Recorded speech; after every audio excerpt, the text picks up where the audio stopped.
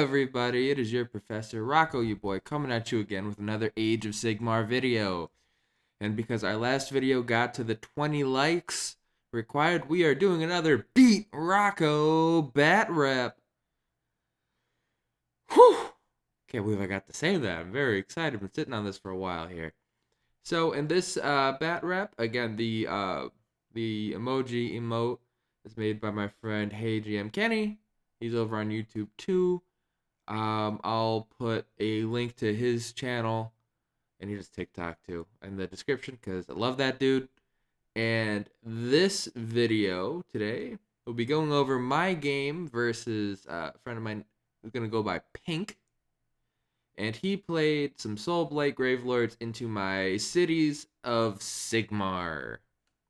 Let's begin, shall we?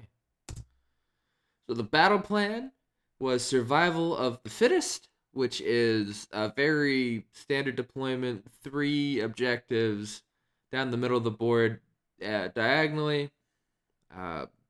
Territories are pretty large in this. The thing for scoring here is you hold 1 point. You get 1 victory point for holding an objective. You score another one for holding 2. You score another one if you hold more than your opponent. And this has a special rule where before the game starts, but after you've deployed, each person picks 3 units in their army to be predator units. If your predator unit, like for me, I chose my Griffin, for Eagle General and Griffin. I'll go over these more in the list, but like if my Griffin goes and hunts down one of his units that he labeled a predator, I score an additional bonus point. And so this is a way to really spike the score, which we'll go over. I end up doing a little shenanigan or two. But it's one of those battle plans you really have to play to the battle plan in order to not get left behind. And there's only 3 objectives. None of them are prime, so in the 3rd battle round, whoever goes second gets to burn an objective. And it's a lot of back and forth. And there being only 3 objectives, as long as you hold 2 of them, you're going to score more than your opponent. So just a few tricks and tips here to go after. So we have my list in night mode first on the left here, where I was Excelsis. I'm going to call it Excelsius a bunch of times, but Excelsis. I was dominating presence for my grand strategy to have more units from my starting army at the end of the game on the table than my opponent. I was going for the Inspired Triumph +1 to wound. I had my Free Guild General on Griffin with a Shield and Lance loadout that I love. Cunning Foe to retreat and charge. If that's not the name of the command trait, well, it's the retreat and charge one I picked. Let's see, we have the Vial of Manticore Venom for +1 to wound on the Lance, so I'm wounding on 3s instead of 4s. And if you got the Mount Trade Soaring Guardian, don't leave home without it. It's if your Griffin dies on a 2-up, you come back with D3 wounds to it. I've got a Foot Battle Mage from Gur, who knows Flock of Doom. I love that spell so much. To do mortal wounds on 6s, you roll 12 dice if you get it off. I've got Dorelia Van Denst, who I just call Dora, because she just goes around exploring the board and shooting things for me. Love the Witch Hunter's double damage to wizards. It's really nice. 5-up ward save is great too. Then I've got a Hurricanum with a Celestial Battle Mage to give me another +1 to cast. Knows Cower if an enemy monster gets close. Give the Griff Feather Charm to be -1 to hit because it's so important for its aura +1 to hit. The mortal wounds it dumps out. I want to keep it alive as long as possible and at its top bracket for as long as possible. And for my battle line, I've got 2 10s of Free Guild Guard with Sword and Shield, and a unit of 20 crossbowmen for just volume of attacks. Then I've got a unit of 10 Wild Riders, which will be a Hunter unit for me along with the Griffin, and a unit of Evocators on Dracoline. And a Stormstrike Chariot. Brings me to 7 drops because I love the Hunters of the Heartlands battalion. I like the Warlord for the 2nd artifact in this, and then everything else is just thrown into the Battle Regiment. And I almost forgot the sneaky little guys. Oh, where are they? Battleland. unit Shadow Warriors. See, that's how good and sneaky they are. I have a unit of Shadow Warriors right under the Wild Riders that I put in the Warlord Battalion so they could be my literal first drop. So I put nothing on the board to give away my plan. And, you know, 7 drops, it's great because I've got screens. I have the Wild Riders in person that are on the horses from way back in Fantasy days. The Dracolions are a pet unit of mine from the beginning of second, where I just love having them in my list. They just do just enough for me. And I love the Chariot, the new Stormstrike Chariot. I love it. And this is actually a list I'm using for a local narrative league that's been doing well for me. Yeah, nothing too crazy, but it's a good benchmark list that we can use to test other lists because it's good and I play it well. It's not horrendously overpowered, and if you can beat this handedly, you're gonna have a good competitive list, you know. And then we go on to Pink here, being my challenger, trying to do just that, trying to fine tune a Castelli dynasty list here. We've got Hold the Line for having Battle Line, Stay Alive, and pretty much almost all of his units are Battle Line, you know. We've got +1 wound for the Triumph again, that Pink actually gets. We've got a Vampire Lord on Zombie Dragon, Swift and Deadly. We've got Standard of the Keep for all the charge shenanigans we can get. Foetid Miasma, I believe is the name of the one he took. It was the one to re-roll the breath weapon. Whether it was I want to say it was damage. It came into play. I just haven't memorized this list. Mephistian Pinions for extra flying movement. We've got Soul Pike on the Coven Throne, a Vengorian Lord, and the cool thing was for this list, he had these named after different characters that he had made up for different like short stories and things, and it was the Vampire Lord and the Vengorian Lord are a mother-father duo, and the Coven Throne was the daughter, and they're vying for power over the daughter to be like, you're gonna rule in my stead like me, right? And then we've got 2 units of Blood Knights. All the units were named too, which was awesome. A unit of zombies, a big old fat unit of zombies, a unit of reinforced skeletons, and 2 units of 3 fell bats as very mobile screens, and a burning head. And I got very outdropped. The Blood Knights and the Death Rattle are all in a Hunters of the Heartlands battalion, which was great. The everything else was in a Battle Regiment. Solid list. And let's talk about strategy here, because I'm seeing a very solid list, right? I'm thinking, all right, I got to play for all the bonus points I can. You play the battle plan, not your opponent's list. You know, when you're trying to do some of these things. You can theory craft all you want on what they could do, but you're like, I know I need to score points, and this is how I'll do it. By playing for the Predator stuff, playing for my battle tactics, scoring everything I can. Next is trying to fight for the 2 objectives on the side, not the one in the middle. If I have to go out and, say, have a protracted engagement with all the zombies and all the monsters in the middle of the board, I'm screwed. There's no way of playing that out. You know, I have to make them split up their army. A lot of it, not all of it's fast. Sure, some can be put in grave sites, and because of the sub faction, like the Blood Knights can start off the board. But you know, I have to spread out my opponent, so if they're a castle, I won't be able to crack it. Yet I have shooting. They have a breath weapon. I've got crossbows. I've got the Hurricanum. You know, and I've got long range magic spells as well for good damage. I'm gonna count that as my shooting. I've got to leverage that to my benefit here, and I have to sacrifice the lives of all those free guilders I brought. The crossbows are great. They're great long range, and eventually they'll have to walk up into my range. I'll get the double shots. They'll hang by the Hurricanum. That's great. But in my mind, they're really a screen that can sit back on an objective and force my opponent towards me. But if they die, my game plan isn't ruined. You know, I need the punch of the Wild Riders on the charge. I need the chariot. I need the evocators. I need the griffin in combat. Free guild's there to do the dying. And those Shadow Warriors, I need to set them up for their special rule, wholly within a terrain piece, to get their +1 to hit and wound on their bows. And I really need their shooting.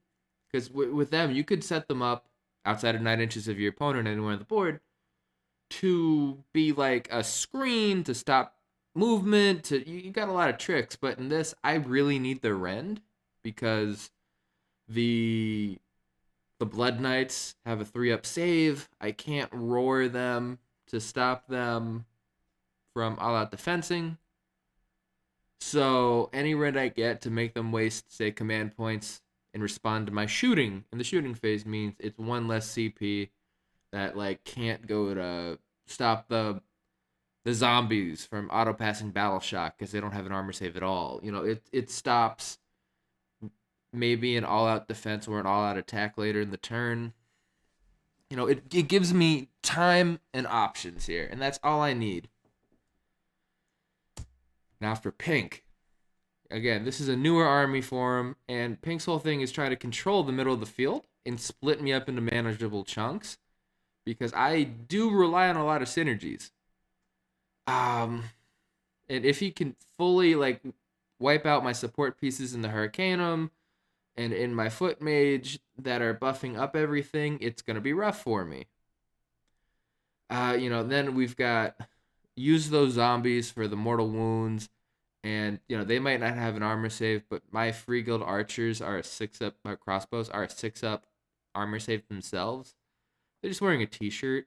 Zombies can still go through that. The mortal wounds will still take out a griffin if he gets enough attacks in. It doesn't matter that I can be a 3-up armor save. Deep striking the Blood Knights to protect them from my shooting is also a very important part of this. And making it so that I can't just walk up my full army to the middle of the table. With those deep strikes, I have to screen them out. I have to waste points of mine to try and stop, a 200-point unit of Blood Knights from popping up behind me and taking out all my support heroes. Also, my opponent wants to use those bats to just really be cheap screens. Again, they weren't even 80 points for 3 of them, whatever it was. Might have been 85. I don't know, go back to the slide before, but they're just so cheap. They fly. They can fly over units. And you can afford to trade those out. And we got to use the bats that way. Tie up a unit of mine so I can't unleash hell with the bats on a charge. But there are plenty of ways here for those bats to be useful. And Pink's just got to, find which one works for them. So my deployment, I got out deployed very badly because, I had 7 drops to 4. Shadow Warriors were my first drop off the board. And I've got layers and layers and layers of screen. As you can see on my left flank, I've got the Free Guild Guard. They're screening out the Evocators, who are screening out the Chariot, who are my very far of the backboard is screened out by the Deer. And then my crossbows are screening out my Bird, my Hurricanum, the Foot Mage is on the other side of the column. On the to the right there, I've got Dora, who is being proxied in this game by a Lore Seeker and more Free Guild Guard. And my idea is when I go to move up, if I'm assuming I'm getting given first turn, it'd be silly not to give me first turn because I'm a shooting army, they're a melee army. If they double turn me, it works. I would have to, I gotta grab these objectives somehow. And my cheap screens of the 85-point Free Guild Guard can move up, score me points, and then die. And also you can see there are several grave sites. He's got 2 in his territory, 1 in neutral territory, and 1 right in my face next to the Hurricanum. So I have to be cognizant of what he's put in the ground and not have my own backfield betray me. So I have to do this long L-shaped deployment instead of dropping on as close to the line as possible with everything to what if I was given first turn, say, just shoot right away. I can't afford that. Next, this is Pink's deployment from a bird's eye view. On the far left of our screen, we have one unit of the Blood Knights. In the gravesite, we have a unit of skeletons. Off the table edge from the shift and keep rule is the other unit of Blood Knights, so I can't, through some miracle, shoot and kill everything. A lot of Pink's threats are right there in the middle between all the terrain of the zombies, bats to screen them, the Coven Throne, the Vampire Lord on Zombie Dragon, the Velocidog, where it's smart, because if you have your threats central in your deployment, you can go left flank, you can go right flank, you can affect all the board however you want to affect it. And then on his left flank, my right, is the Vangorian Lord, screened out by more bats. We've got the other gravesite there. I don't remember where the fourth one... Oh, the zombies are on top of it, which is okay, because it's not really terrain. Where we now just have good ways for coverage for the ward saves, you know what, if I could run in charge, which I don't have in this list, but if I could, I'm not hitting anything important. If I was living city, I wouldn't have a target to kill in this deployment of his. He did a very good job. He screened out everything. He even screened out his back table edge to try to stop me from getting a good placement with Shadow Warriors. He screened out the terrain really well, so I couldn't drop on it there. Pink did a very good job in deployment. It also has really nice threats on the flanks, but a strong center that's really tough for me to crack, because it's bats and then it's zombies. I need to kill that dragon, the zombie dragon, before it kills me. And this deployment, I can't. So I was given first turn, and this is a picture of right in Pink's movement phase. But I score my 5 points. I believe I don't remember it. I think I ran 3 units, and it was the Griffin. Yeah, it was my 3 heroes. And I've thrown the guard up, held the middle. I shot zombies. On Pink's turn, he healed basically everything. So my first turn's damage was just nothing. And as you can see, it's actually Pink is moving in, because my turn was just so quick. It was like, yeah, I moved up, did my battle tactic, scored my 5 points. Life is great. I've set up for screening again. The Shadow Warriors are holding part of my territory so that the zombie dragon can't just fly up and eat everybody. I tried to make it so that he had to come to me, but I didn't give him any easy charges per se. Well, I got some good redeploys, and he still made it in with the Vampire Lord there. Not the Vampire Lord, the Vangorian Lord. There we go. Oh, I know what happened. I'm sorry. I took the picture. I told him to move his Blood Knights back because I forgot to take a picture. But no, let's make it look like the movement phase. And as you can see in the middle of the board, it looks a little dusty. You can see my cursor here. That's actually a particle effect that's on the TTS board. It's just cool. It allows me to play with my friends from around the world and spread Warhammer and try out lists. Because then Pink, after this game, went and bought a whole bunch of stuff. So that's neat. But again, I had measured aggression. He came out and promptly took all 3 points. The as you can see over here, 1 unit of Blood Knights is still in reserve. The skeletons popped up over here, and he's in a place where if he gets the turn and everything goes okay, he can flood into me and pin me in my backfield, but not everything that's important will suffer, because I've got these layers of screens here. As long as my Dracolions, my Hurricanum, my Griffin, and my Wild Riders are good, and to an extent the Chariot, I'm okay. But Pink definitely made me work for this. And, he goes on and scores where it looked a little rough, but 5-5. And then I maintain the turn priority. And I go to try to get aggressive because I'm not taking out hold 2, hold more here. I'll be lucky if I hold 1 objective, you know? And my hope is the Vengorian Lord is a predator, my bird is a predator, my evocators are a predator, those Blood Knights are a predator. I'm looking to hold 1, do a battle tactic, kill a monster, try to do my battle tactic with a monster, that kind of a thing. I think I actually chose Conquer, though, so I couldn't score a bonus point for that.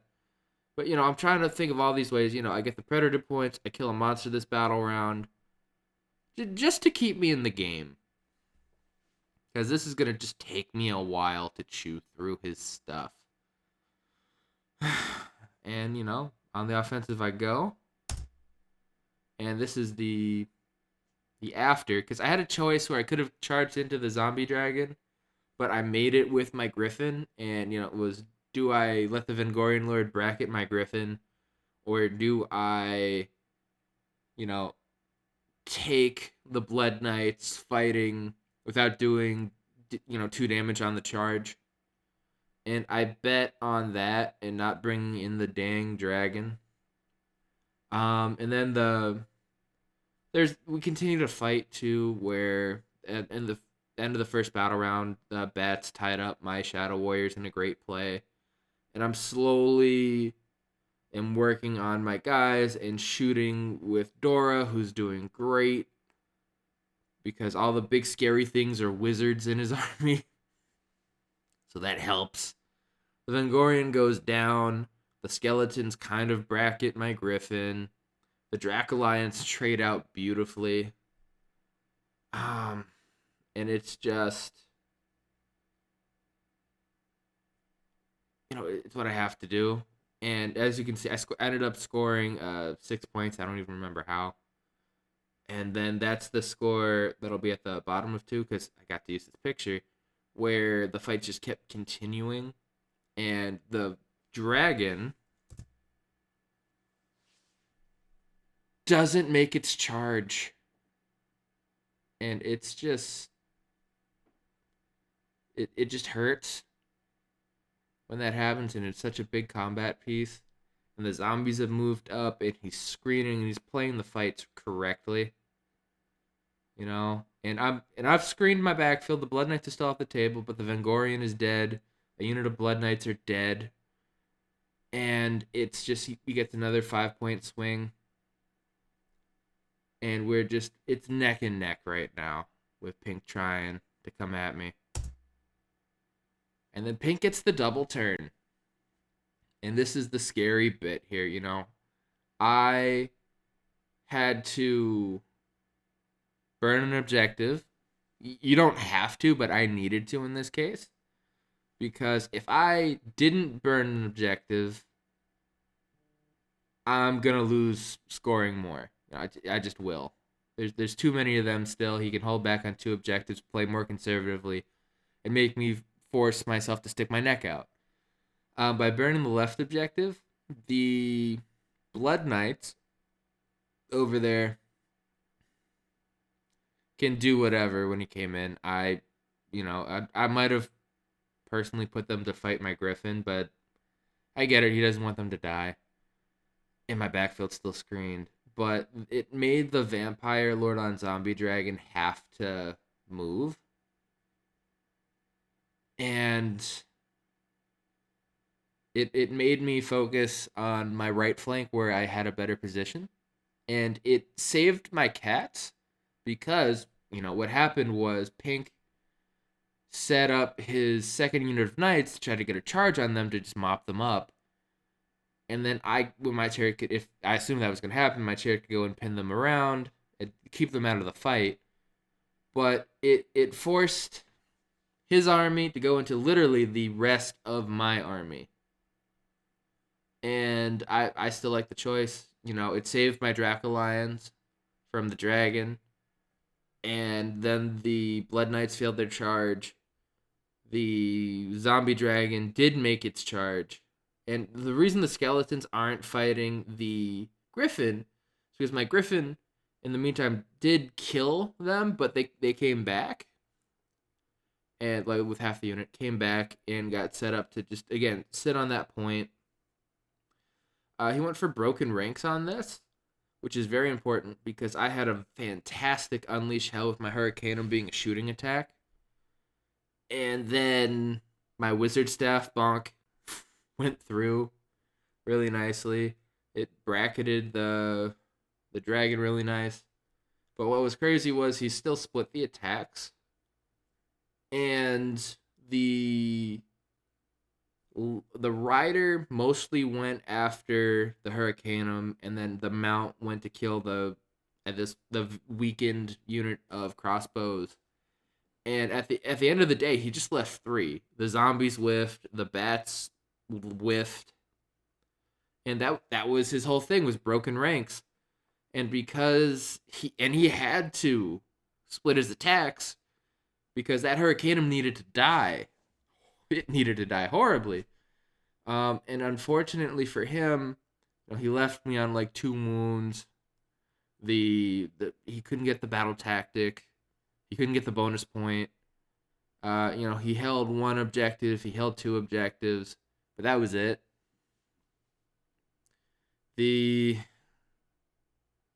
That was just my saving grace. And because now he came into me and he was stuck, my screens are all dead.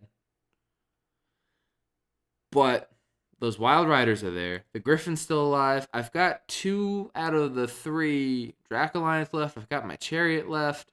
I still have enough power in my units to project out. And his stuff is stuck in what's left of my screens. I'm in a very good position right now. Which takes us to my swing back. And again, I just said, all right, the Chariot is going to move up, try to get a charge, a long bomb. It didn't work. I ran the cats to act as a screen to just try and stop him from getting onto the middle objective. My Griffin went on to whack the skeletons more. The Wild Riders went into the zombies because it's funny. The Hurricanum and Dora pretty much shot the zombie dragon dead right there. And I get another bonus point for killing a monster. I don't know if the score was updated yet in this shot. And now his army's starting to crumble because he committed to my far left flank, and I was able to move away from it. The knights are out of position and can't really affect the game. And we've got a unit of zombies, kind of a unit of skeletons that's about to die again. And if I remember right, they can't come back a second time for the unit dying at half strength. I might be wrong, but because when I've played Soulblight, I've mostly done a lot of Blood Knights and some zombies, but they were always in a horde, and everyone focused on Blood Knights. I don't know. But what ended up happening was, you know, we've got the 1 hero left. We've got some zombies. The magic's been very good on both sides. Oh, that was another thing too. Flock of Doom, because of how the zombie dragon came in, he came into Flock of Doom range. I got that off. I got Chain Lightning off a couple clutch times this game. The Hurricanum shooting did all right, even at its wounded state. Dora came in for like double damage a couple times in this. And I just got to really, really push back. And, you know, now his army's split. It's out of position. And because I was able to pick off the flanks, I can close in now and collapse in the middle. And I score a bunch. Because at this point, I hold 1. I'm pretty sure I knocked out another Predator with a Predator, if I remember right. And I just have bodies because of the deer, you know? And more importantly, I did get the okay, so it wasn't aggressive expand. It was aggressive expansion, not Oh, okay. No, I'm gonna leave that in there. I don't care. You can flame me in the comments. When I had the slide that said monsters take over, that's my bad. But and lust for domination was the glaring strategy. I don't think that was the right thing either. You know what? It is what it is. End of the day, I know I just did all that, and I was like, oh yeah, it was totally the whole the line. No, it was the thing for the freaking hold more grave sites than your opponent, like control them at the end of the game, and I did that because what ended up happening is we did kind of play it out, but it was just it was just over. It was just a thumping at the end of it. The and you could see because the only way that score is as high as it is like my first turn, I did great, scored my battle tactic. He conquered off of me, great. Aggressive expansion you got because he held them all. I scored my conquer and I held the one. Because of killing the Blood Knights, great. I slayed the Warlord. I didn't do it with a monster because again the Hurricane wasn't a monster; it's just a behemoth. But we held one, held two, held more at the end of the game there with broken ranks on I believe it was the zombies to finish it out. And I also killed the only unit he had left was the Blood Knights. And it was a fun game. It was a lot closer until that Battleround 3 where he just couldn't get through.